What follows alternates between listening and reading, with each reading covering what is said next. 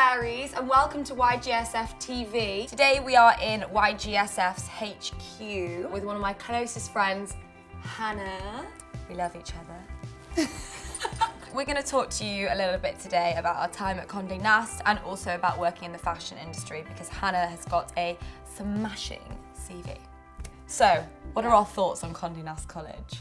Well, obviously it's great because we met each other. It's also the people that they bring in to talk to you. It's amazing. Like when we got shown around Vogue House, we had that talk, didn't we? Yeah, so one of the girls who I met who was working at Vogue actually went to the same uni as me. So I emailed her, she replied straight away and she said, oh, come in and meet all of us. That's how I ended up getting an internship there because something came up. And I think because I'd shown that I was keen, she then was like, right, obviously she is interested. Always be keen, that's really important. Yeah.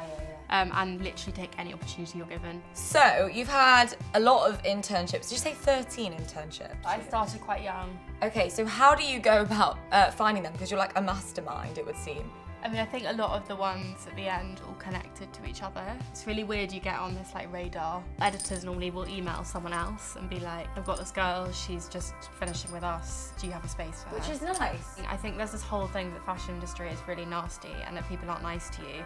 It's like so untrue. And what would you say is your way of going about making those connections to get you a job or an internship? So there's like really good websites that you can use. Fashion Worky, I always use. I mean, there's a lot of jobs on there, but they are all in fashion and for good companies. So I think that's probably the best for starting. The Dots is really good, not for internships, but more for like entry-level roles. And that's great because actually they don't just do fashion jobs, they do jobs in TV and film, in art galleries, like it's all creative. You know, like at school, I was always told you're either a fashion designer or you're not. Yeah, no, screw that. Which is kind of a bit weird. Yeah. Like you're never told about all the things that we were told about. Like you could go into like graphics or styling or PR or marketing or you know, there's so many different roles you can do. So I think that's so important. Or fashion TV.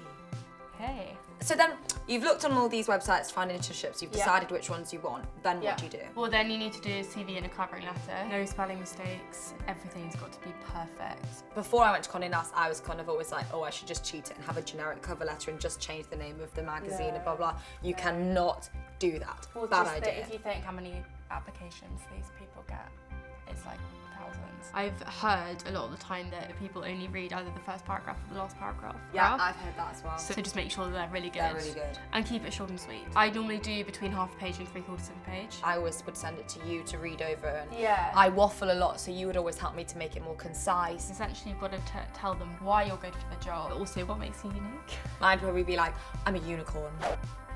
I went to the House of Holland interview. I rocked up in a big fluffy pink coat with unicorns on my shoes, crazy purple shirt, and I got the internship. Wear something which is you. You want to make yourself look unique. I've got this blue coat which has got a neon pink zip down the front and it's really smart, but it's kind of quite fun at the same time. Yeah. And I've actually been told by someone before who's interviewed me that they said that actually like the coat was a really good idea because it showed that I had kind of obviously like a fun side. Definitely. Shoes is quite a difficult one. I have worn trainers to an interview before, like nice trainers, not running trainers. Don't do that. But always pack trainers in your handbag. That is so important. For anything. I carry my Supergos in my handbag every single day. Have you got any internship horror stories? When you start off interning, you have to do a lot of clothes returns. It's pretty tiring, it's pretty exhausting, but that's just the way it is. Exhausting. I had to hang a lot of clothes up on hangers, which were rails, which were pretty high, and I hadn't actually grown by the time I was 60. I was still like really tiny. The next day I was like, right, that's fine. I'm gonna wear the highest pair of heels I've got because then I can reach the rails. Turn up and the girl who I was working for goes, oh no, you're not doing that today. You're actually gonna go and pick up some shoes for us. So I was like, oh my God, I hadn't bought any other pairs of shoes at all. So, I mean, they were talking like this high. So I'm like, okay, it's fine, I'll get the bus. Can't go outside, all the buses are not working.